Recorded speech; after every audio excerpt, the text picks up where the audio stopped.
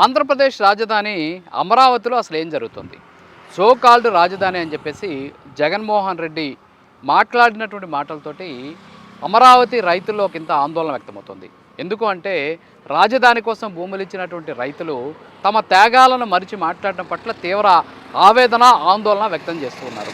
అంతేకాకుండా జగన్మోహన్ రెడ్డి చేసినటువంటి వ్యాఖ్యలతోటి ఒకంత అమరావతి రైతుల్లో ఆందోళన అయితే వ్యక్తమవుతూ ఉన్నటువంటి పరిస్థితి.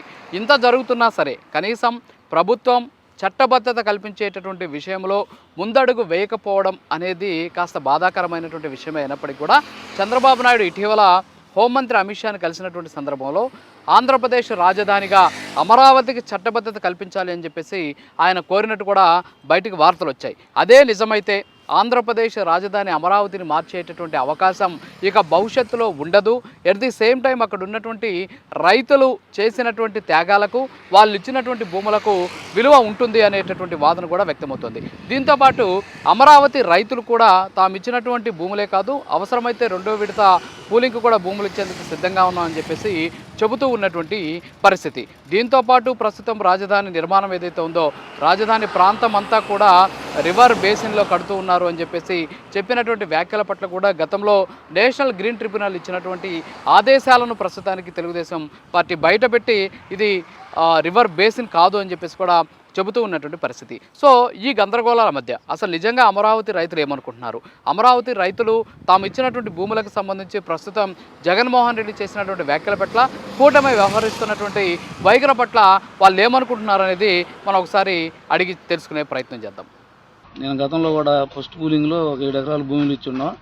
సెకండ్ పూలింగ్ కూడా నాకు ఊళ్ళో ఎకరం 75 సెంట్లు ఉందండి. అది కూడా పూలింగ్ చేయడానికి సిద్ధంగా ఉన్నాం. కాకపోతే మధ్యలో జగన్ ప్రభుత్వంలో విధ్వంసకర పాలన జరిగింది కాబట్టి రైతులు కూడా కొంచెం భయపడతా ఉంటారు.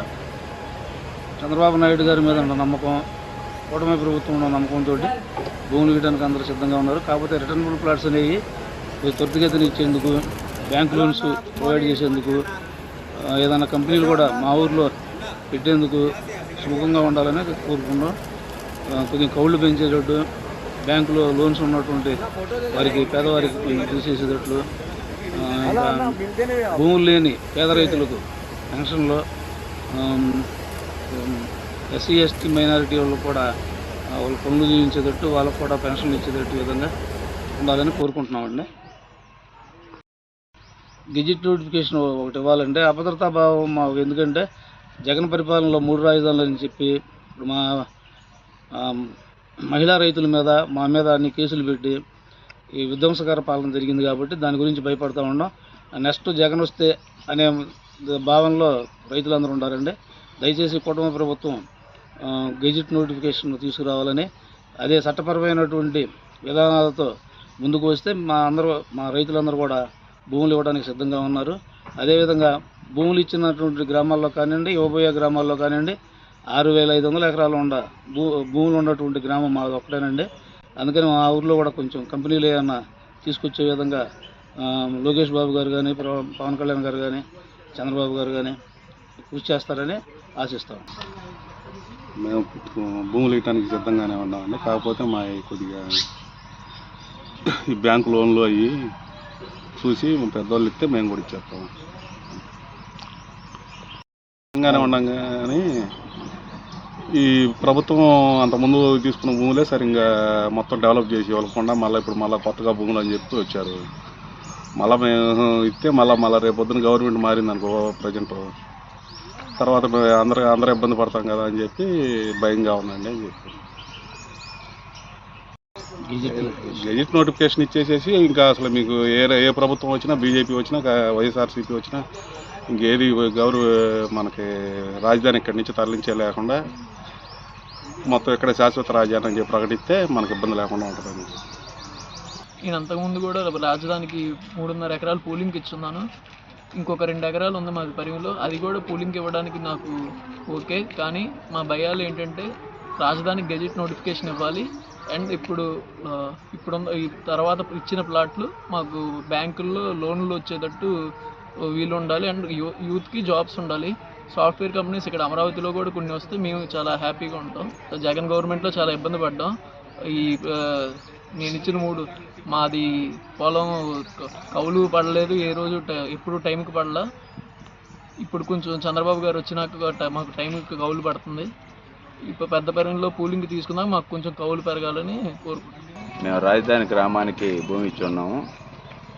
మాకు అక్కడ డెవలప్మెంట్కి కంపెనీలు కానీ ఏదన్నా ఆఫీసులు కానీ ఇంతవరకు ఏమీ కేటాయించలేదు. వాటి మూలాన మాకు నవలూరు కానీ బేతపూడి కానీ ఎర్రబాలెం కానీ ఒకే యూనిటు సిఆర్డి ఆఫీసు. మాకు అభివృద్ధికి ఎటువంటి కూడా కంపెనీలు చెప్పుకోవడానికి ఆస్కారం లేదు. మా అందరం దయించి ఆఫీసర్లు కానీ రాజకీయ నాయకులు కానీ ఏదో ఒక కంపెనీలు ఇచ్చి మా గ్రామాలని అభివృద్ధి చేయాలని చెప్పేసి కోరుకుంటున్నామండి. ఎంత వీలైన వరకు ఎంత తొందరగా మీరు అభివృద్ధి చేస్తే మిగిలిన గ్రామాల్లో ఎక్కడైతే తీసుకోవాలనుకుంటున్నారో వాళ్ళకు కూడా ఇలాంటివనే ఇబ్బందులు ఉంటున్నాయి అనే చెప్పేసి వెనకాడుతున్నారు. మీరు తక్షణం కూడా వీటికి ఏర్పాటు చేయాలని చెప్పేసి మా గ్రామాల తరపు నుంచి నేను కోరుకోవడం జరుగుతుందండి. రాజధాని రైతులకు సంబంధించినటువంటి విషయంలో అన్యాయం జరిగిందని చెప్పేసి జగన్మోహన్ రెడ్డి అలాగే వైఎస్ఆర్ కాంగ్రెస్ పార్టీకి సంబంధించినటువంటి నాయకులు చెబుతూ ఉండడాన్ని అక్కడ ఉన్నటువంటి రైతులు జీర్ణించుకోలేకపోతున్నారు. ఎందుకు అంటే ఇప్పటికే తొలి విడత భూములు ఇచ్చి ఆ భూముల మీద హక్కును కోల్పోయి తమ ప్రాంతంలో రాజధాని వస్తుంది, తద్వారా తమ జీవితాలు బాగుపడతాయనుకుంటున్నటువంటి రైతులకి ఈ విధమైనటువంటి రాజకీయ చర్యలు అనేవి వాళ్ళలో ఒకంత ఆందోళనకి గురి చేస్తూ ఉన్నటువంటి పరిస్థితి.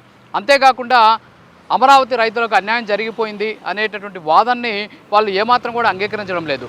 దీంతో పాటు ఏదైతే రెండో విడత ల్యాండ్ పూలింగ్కి కావచ్చు, రెండో విడత భూసేకరణకి ఖచ్చితంగా తమ భూములు ఇస్తామని చెప్పేసి కూడా రైతులు చెప్పినటువంటి మాటలను కూడా మనం విన్నటువంటి పరిస్థితి. సో మొత్తానికి అమరావతి రాజధానికి సంబంధించినటువంటి విషయంలో చట్టబద్ధత తీసుకొస్తే తప్ప అక్కడ ఉన్నటువంటి రైతులకు కంటి మీద కునుకు కానీ, at the same time Andhra Pradesh ప్రజలకు రాష్ట్రానికి రాజధాని అమరావతి అనేటటువంటి ఒక దృఢ నిశ్చయం కానీ వచ్చేటటువంటి పరిస్థితులు లేవు అనేది మనకు స్పష్టంగా తెలుస్తుంది. రాజధాని నుంచి కెమెరా పర్సన్ రామకృష్ణతో రాజు, ప్రైమ్ 9.